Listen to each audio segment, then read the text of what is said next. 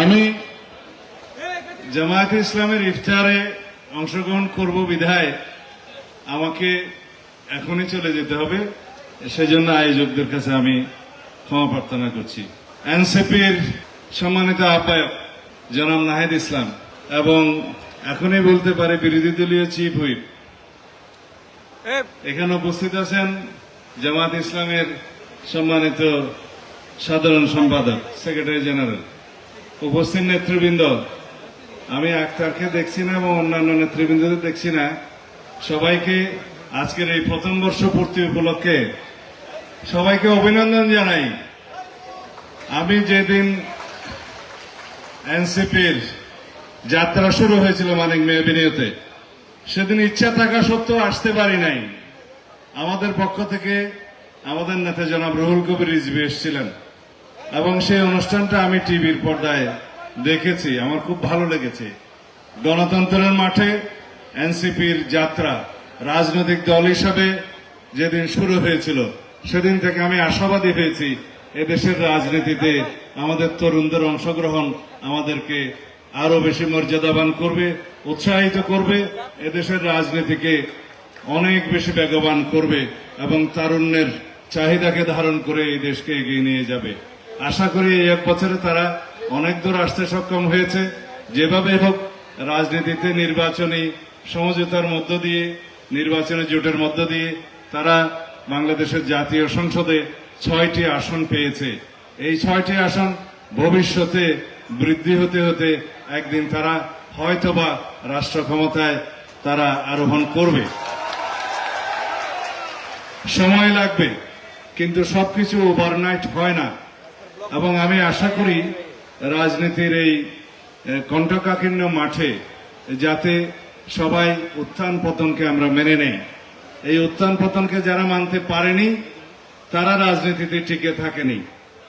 এই রাজনীতিতে মানুষের চাহিদাকে যারা ধারণ করবে এবং জনগণের চাহিদাকে সমুন্নত রেখে এদেশের সকল মানুষকে রাজনীতিতে অংশগ্রহণ করার জন্য উৎসাহিত করবে, সেরকম একটি রাজনীতি বর্তমান প্রজন্ম চায়, আগামীর প্রজন্ম চায়।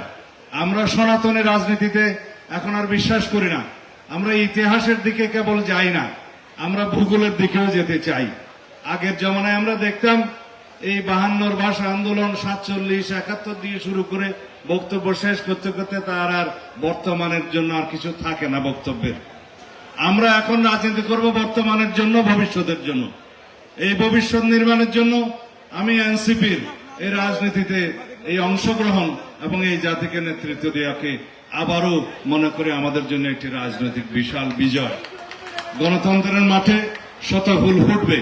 অনেক ফুলকে আমরা দেখেছি যারা শুধু রাজনৈতিক সাইনবোর্ড হিসেবে ব্যবহৃত হয়, কিন্তু এনসিপি যেন সত্যিকার অর্থে এদেশের মানুষকে প্রতিনিধিত্ব করে, এদেশের জনমানুষের আকাঙ্ক্ষাকে ধারণ করে। 2024 জুলাইয়ের ছাত্র গণ অভ্যুত্থানের শহীদের প্রত্যাশা এবং আকাঙ্ক্ষাকে যেন বাস্তবায়ন করে, সেই রকম রাজনীতি তারা করবে এবং তাদের ম্যানিফেস্টো দেখে আমি উৎসাহিত হয়েছি। আমেরিকান ASTM স্ট্যান্ডার্ডে তৈরি আধুনিক যুগের আধুনিক pipe, RFL easy pipe and fittings. পুরো ম্যানিফেস্টো আমার মনে না থাকলেও আমি সেই ম্যানিফেস্টোর দিনে নাহিদের দাওয়াত পেয়েছিলাম। যেহেতু আমি নির্বাচনী এলাকায় ছিলাম সেদিন আসতে পারিনি, মনোযোগ দিয়ে আমি ইশতেহারটা দেখেছি।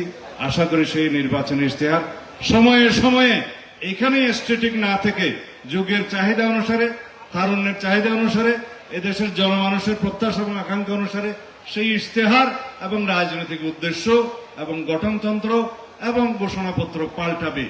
যে ঘোষণাপত্র এবং উদ্দেশ্য রাজনীতিতে এক জায়গায় দাঁড়িয়ে থাকে তারা কখনো রাজনীতিতে এগিয়ে যেতে পারে না। আমি আশা করি আমার তরুণ বন্ধুদের এটা মনে থাকবে যে সময়ের চাহিদা অনুসারে এবং মানুষের প্রত্যাশা এবং আকাঙ্ক্ষা অনুসারে আমাদের ইশতেহার এবং রাজনৈতিক উদ্দেশ্য, আমাদের কর্মসূচি পাল্টাবে এবং সময়ের সাথে সেটা অ্যাডজাস্ট করে নিতে হবে। তাহলে এই রাজনীতিতে টিকে থাকা যাবে। রাজনীতি কোনো স্ট্যাটিক বিষয় নয়, সেটা গতিশীল বিষয়। আমাদের সেই গতিশীলতাকে মেনে নিতে হবে। ইনশাআল্লাহ আমরা সবাই জাতীয় স্বার্থে এক থাকব। জাতীয় সংসদে আমাদের মধ্যে তর্ক হবে, বিতর্ক হবে, বহুমত হবে, কিন্তু জাতীয় স্বার্থে আমরা ঐক্যমতে থাকব এবং জাতীয় স্বার্থকে প্রাধান্য দিয়ে আমরা জাতীয় সংসদকে আলোচনার কেন্দ্রবিন্দুতে পরিণত করব। আগে আমি বলতাম জাতীয় সংসদটা ছিল বিন্দু, কেন্দ্র ছিল সংসদ হবে আলোচনার কেন্দ্রবিন্দু, জাতীয় সমস্ত ইস্যুতে সেটা আমরা আলোচনা করে বিতর্কের মধ্য দিয়ে আমরা জাতিকে একটি দিক নির্দেশনা দিতে পারবো। এই জাতির চাহিদা অনুযায়ী, প্রত্যাশা অনুযায়ী, আমাদের শহীদের আকাঙ্ক্ষা এবং প্রত্যাশা অনুযায়ী